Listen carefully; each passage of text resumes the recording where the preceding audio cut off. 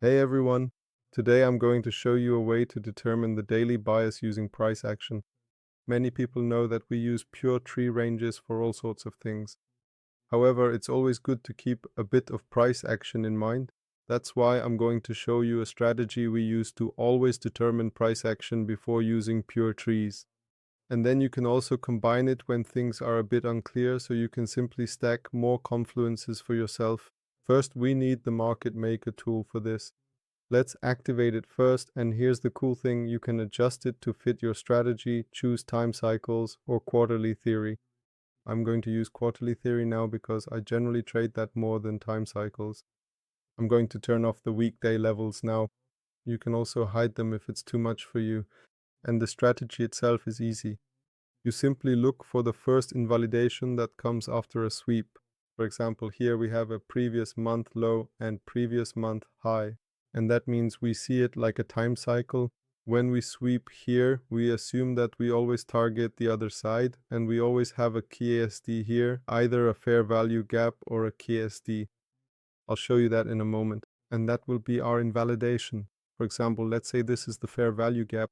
And if we now close above here, that means this sweep is confirmed and we're long. And if we break below, we're short again. Now you can see here that we have a sweep. And what are we looking at? We're looking at the last swing leg we had. That's here. And now you have to differentiate. If the swing leg is fresh like here, then I would rather use the CASD or the market structure shift. But if we had something like this, where we just drop straight down, then I would take the last swing, and then from this last swing, the last fair value gap, or rather the first one from the swing leg if it had just been swept. But since we only have a small one here, we use the market structure shift. We got it here, and now that becomes our invalidation level. You can see how we really reacted here as well. And this here is really just briefly put what we use for the higher time frame, but we always have to look at it in a more fractal way. That's why we always look at the previous cycles like here. And what do we see here, for example? We sweep. What becomes our invalidation level? The first fair value gap from the last swing. So from here to here, the first one that formed, and that's why this is our invalidation level for longs. If we had broken below here, you could have taken shorts here. And for those who already know, if you're familiar with the pure tree ranges, then you know that this overlapped with the invalidation level. And that's just good to know. If you're ever unsure about what to do or find yourself in a difficult situation, you can just use this as an additional tool. I'm not saying that this is better than pure tree ranges. So if you don't know pure tree ranges, you definitely need to check it out. You can find it on our Discord because it's really just an extra tool. And here we also anticipated a long position. I have another video about that on YouTube, and then we'll just see what happened the next day. We mark the high and low again, and we can see that we have an SMT here. That's just like a sweep. And then, for example, you can see here that we didn't have a fair value gap here. You could have had one here, but first of all, it would have been too long or too far away. With the ES, we could see that we had one here. You can use that too because the ES really did sweep here. But that's why we still stay cautious, and that's why we use additional KASD here, which we got here. So as I said, either KSD inverse gap, market structure shift, it doesn't matter. What's important is the more extreme you go, the more important it is that you're back within the range. And then you can see that we had resistance here at 2 o'clock and also here at 3 o'clock. That's why there probably wouldn't have been a nice short here. But then at 4 o'clock you see the retest and then how it shoots downwards. Unfortunately, that wasn't a good time for a trade, but you can see how the levels hold and work. Not always at the perfect time, but how could you have recognized here that a long might be coming? So it's really easy. You can see the previous day's range here. Let's mark it. And what you can do here is mark the 50% level of the range, and then you can see that the PD arrays are at 50% of the current swing leg. And here the swing leg is even from the previous day, which means these are extremely strong PD arrays. You can use that as confluence. On that day we were short, but when we broke through the highs on both assets, we went long. Unfortunately, there was no setup here, but this is how you can quickly spot it. Especially if you see that the ranges are short but the price action is long, then at least you can be cautious here because you know a long might be coming if, for example, the range doesn't hold. So here's another example. Here you can see the previous month's high, though in the M contract. You can see we sweep it here. And there are also several scenarios here. If the fair value gap shoots straight through the previous month's high. In this scenario, it's very close and you can use that as well. And then you can see how we got a nice retest for shorts here at 8 o'clock. Of course, it would be nicer if it had shot straight through the previous month's high, but this is still valid. What you can also use here, of course, is simply to look at the CRSTs that break through.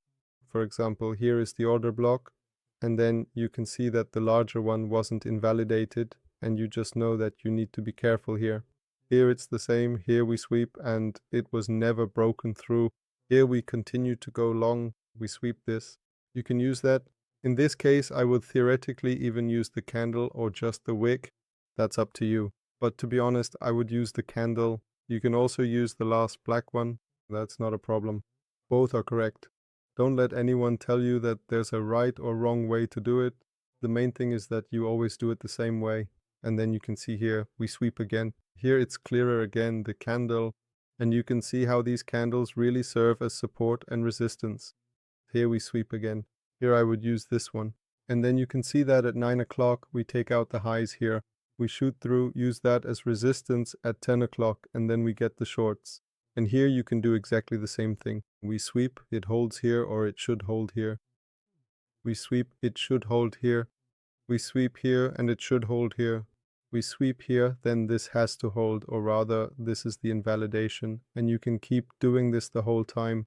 And this here is actually the reason why candle range theory works at all. If we look at this example here, for instance, we can see that we have previous day lows and previous day highs. And if we now wait for the day and look at what happened on the daily, you can see that we close within the range. And then we have exactly what I mentioned in the previous videos, for example, a fair value gap, a sweep here, and we close within the previous range. And what does that mean? It means there's a high probability that we'll move to the other side. And if we combine this now, we'll see that we had the last range here, or rather the CRST here, which should now hold and serve as resistance so that we can take out the highs here. So don't let anyone tell you otherwise. There is no secret entry pattern with CRST. It will always look different. That's why you just need to gain experience. And here you simply know that it's high probability that we're long, and then you can overlap that with the PO3 ranges and just stack confluences like that. Personally, I would always give the PO3 ranges one more point because they're more important and more mechanical. But if you keep practicing and just get better, you can eventually move beyond the time cycles and develop your own ranges. For example, I don't even use the time cycle ranges or highs and lows anymore. Instead, I look at the chart and see what makes sense to me personally.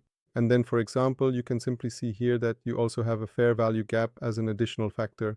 And this is an extremely good PD rate where you could now look for a long entry. Then you can see here that it held, and at the open you could also see that you have a balanced price range here. You're long, there's a fair value gap here, a range, and then you can look for a long entry from here. What you can also do is use correlating time frames.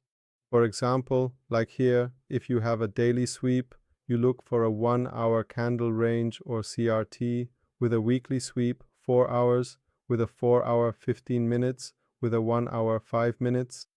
This would be, for example, a previous week low sweep here, but you also have a daily sweep. Then you can see here that we have a 1 hour sweep, which we have also confirmed. Thus, this daily sweep is confirmed and we can go long here after this candle, so from here on. That would be a more aggressive option. You can do that too, it's not wrong either. What you can also do is if you have a previous day high sweep, you don't necessarily have to use the corresponding time frame. For example, if I have a sweep here, then you can see that something else happens on the 1 hour chart. Then you could trade the candle at 2 o'clock, for instance. Now that's a time when I personally wouldn't trade, but you could take a trade here. If we now go to the open or to London, you can see that we don't get anything here. That doesn't mean you can't move up to the 4-hour time frame and, for example, look for something here so that you know you can take a short at 6 o'clock. It's absolutely possible to use a higher time frame, and for the scalpers you can also generally use the 4-hour range and simply mark the highs and lows here. Then you go into the corresponding 15-minute time frame, and here you can see that the first time it wasn't so nice because we had these lows open again. Then you can see that we now have an SMT, a 15-minute CRT, and from here you can take longs, put your stop below the SMT and target the 4-hour range high, or of course the entire market maker model. So don't let this get overcomplicated for you. Of course, a bit of experience comes into play here. This happens with ranges. Many people would blindly use the 4-hour candles here. It's not wrong if you always do it that way. Personally, for example, I would have used the range in addition to the 4-hour candle, but here you wouldn't have gotten anything. But with this candle here, where we had the SMT and a close from the previous 15-minute range, this sweep into the 4-hour would have been confirmed for me and I could have entered here for a long. Let's also take a look at the day before. This is what I saw earlier, or what I showed you. Here we have the previous week's low. For example, here we are expecting a reversal. Then we also mark the previous 4-hour range, and then we have the same situation here again.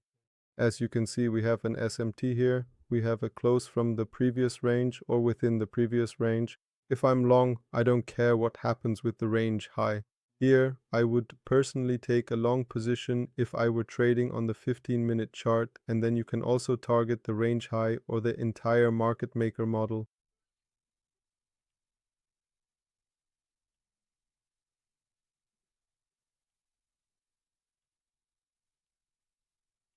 The most important thing is that you choose a time frame to use and stick to it very mechanically. I know that many people also like to trade the higher time frames and not just the 1-minute chart. That's why I'm showing different strategies here, and it's really that easy. Just see candle range theory as a way to orient yourself in the market. You don't necessarily have to wait for the second candle, but you can confirm it with an internal sweep that is in the corresponding time frame. Like here with the previous week low chart or previous week lows. When we sweep those, we wait for a CRT on the 4-hour chart like here. And if that's too big of a time frame for you, then look at the corresponding one at the 4-hour chart and then use the 15-minute CRT here and use the previous week low as an additional confirmation. Then you have an external sweep and something internal, and then you can enter here. That's up to you. In any case, it's extremely easy. Don't let it get too complicated for you. And if you have any questions, feel free to write them in the comments, and otherwise there will definitely be a lot more videos coming soon. I'd appreciate it if you liked the video and leave a follow, and I hope I was able to help you with this. So I'd say see you in the next video, and bye bye.